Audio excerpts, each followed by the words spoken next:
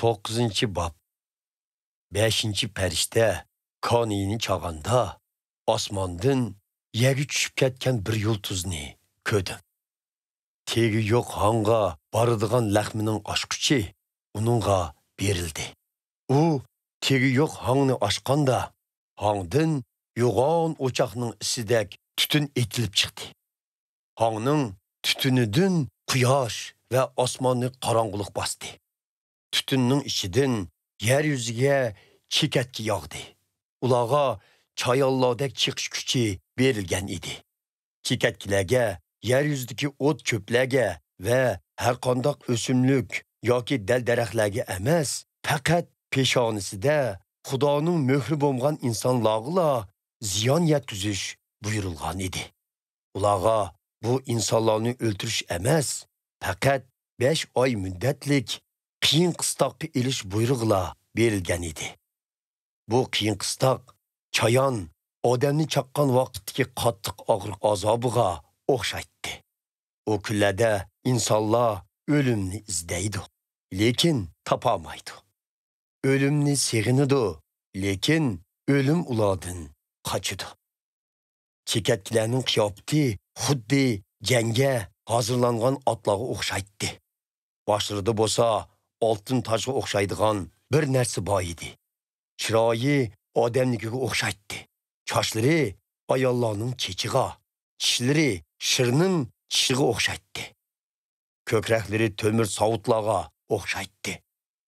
Qanotlarining ovozi jangga otlangan nurg'un ot harvularning ovoziga o'xshaydi. Chayonlarnikiga o'xshash chaqadigan quyruqlari bor edi. Quyruqlaridagi zaharlik nashtirida odamni 5 oy azobga sog'dek kuch bor edi. Ularni boshqaradigan podsho tegi yo'q hangning farishtasi edi.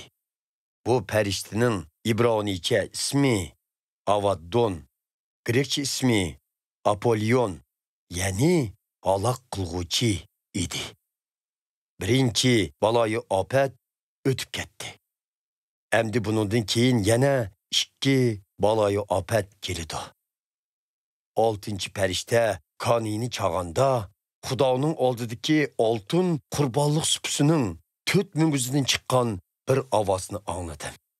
Bu ovoz 6-chi farishtaga cho'ng Firot daryosining yenida bog'liqlik 4 farishtani bo'shat dedi.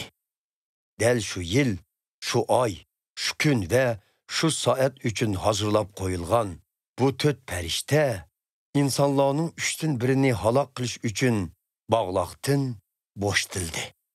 Bularning otliq lashkarlarining soni 200 million edi. Ularning sonining jakarlanganligini anladim. G'oyibona alomatda ko'zimga ko'ringan ot va otliqlar mana mundaq edi. Otliqlarning ko'krak qalqonlari cho'g'dek qizil, ko'k yoqutdek ko'k va gungurtdek seriq edi. Otlarning boshlari shirning beshiga o'xshaydi. Eg'izlaridan o't, tutun va gungurt purkilatdi.